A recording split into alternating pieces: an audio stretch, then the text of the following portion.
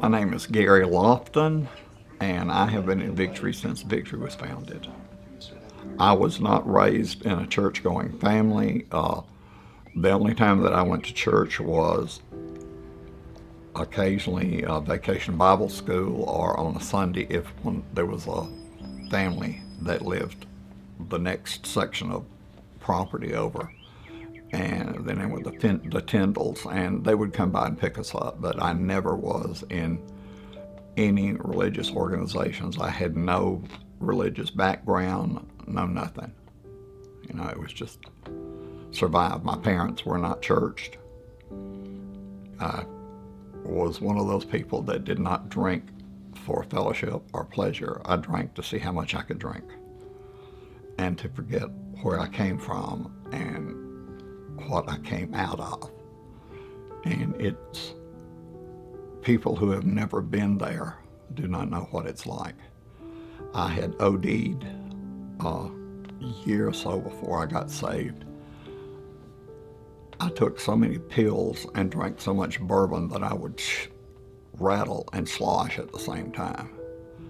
My daily routine was to get up in the morning and take 2 grains of codeine, 50 milligrams of Valium, 150 milligrams of biethylamine, a pack of cigarettes, and a pot of coffee. And I would go to work and come home at lunch and mix myself a bourbon. That was my daily routine. And I got up one Sunday morning and the doctor had changed my tranquilizers for my headaches to a stronger medication. And I took the medication and then mixed my Sunday morning drink. And I fell asleep on the couch. I had a roommate at the time who was working 7 to 3, was a respiratory therapist, and he came home and I heard him come in the back garage door. And I got up to go see what he was doing, and that was the last thing I remembered. I passed out and hit the floor, fell against a chest drawer and split my head open, got up and fell again. And the Meloril and bourbon had slowed my respiratory system and my heart down to the point that it was not pumping enough oxygen to the brain for me to stay awake. And he wanted to call 911, and I said no, because I knew if he called 911 and they picked me up, they would put me on 4 South at Jackson Hospital, which was a loony bin ward. And I was not crazy. I did not do it on purpose. So I think about that when I think of all the times that the Lord has protected me. The Word says that we are predestined or predestinated before we were born. He has an eye on us and knows what we're doing. And in all the years that I drove drunk or high on pills, I never had an accident, never had a ticket. The only ticket I ever got was for parking in a no parking zone. And I look back and think how close I came to losing it all. I was molested when I was 9, 10, and 11. Never told anybody about it. And I carried that with me for a long time. I was trying to cover it up, trying to hide. And I can say to anyone that might be seeing this, if you have been in that position, it's not your fault. You are not to blame yourself. And I know it's easier said than done, but don't blame yourself. You have to accept yourself just like Jesus has accepted you. And he picked me up from that miry clay and put me on a firm foundation. I'm an overcomer. I overcame the odds of statistics show that if you are not saved by the time you finish high school, the probability of your salvation decreases with each year. I was almost 34 when I was saved. And I had a friend in Montgomery that had gotten saved at First Assembly of God in Montgomery, Alabama. And he asked me to go to church with him. And David presented the gospel to me in the way that we're presenting to each other now. He never tried to shove anything down my throat. He never condemned me about the drugs and the alcohol or anything. And when it came to the point that I knew I couldn't go any further with the drugs and the alcohol and the life that I was living, I asked David if I could go to church with him, and he said yeah.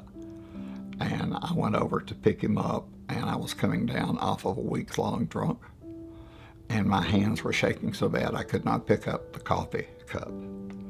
And he got me a straw to drink the coffee. And we went to church, and I could not tell you what the preacher preached on, but the choir sang, "There's a light at the end of the darkness." And I knew that's what I needed. When I walked out of that church, I could thread a needle.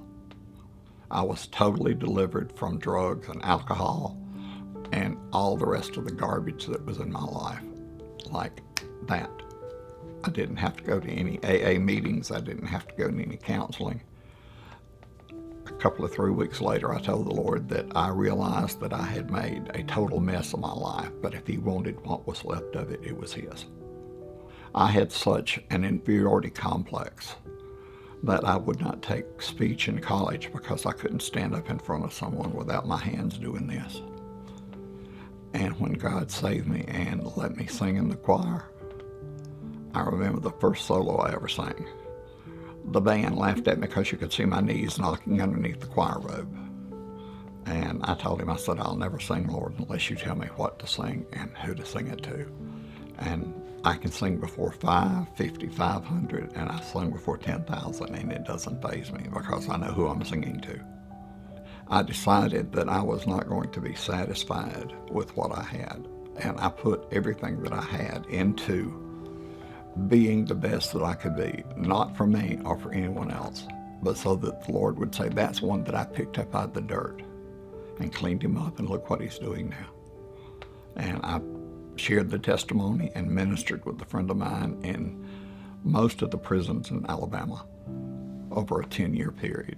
Ken and I usually did the music and he would preach. Sometimes we'd reverse it. He'd sing and I'd preach. But we saw hundreds of people come to know the Lord through that prison ministry. And if anybody can relate to coming out of drugs and alcohol and abuse, the prisoners can. And I still have a soft spot for them. I would say to anybody that does not have a church home, come to Victory.